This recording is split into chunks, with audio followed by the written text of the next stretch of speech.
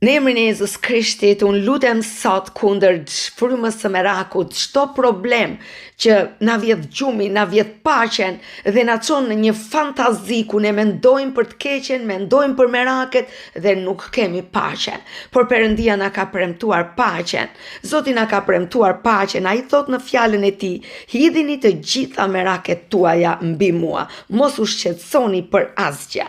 Prandaj unë ngrihem sot me këtë fjalë dhe lutem për ty në emrin e Jezus Krishtit që çdo mendim që të shqetëson, çdo barr që të rëndon, të largohet sot në emrin e Jezusit. Unë lutem sot në emrin e Jezusit që barra jote, pesha jote të bjerë prej teje, të bien të gjitha gënjeshtrat e Satanit. Çdo gjë që është fshehur bukur, çdo gjë që të josh që ti të mendosh të keqen, sot të dali në dritën e Krishtit dhe të humbi çdo fuqi.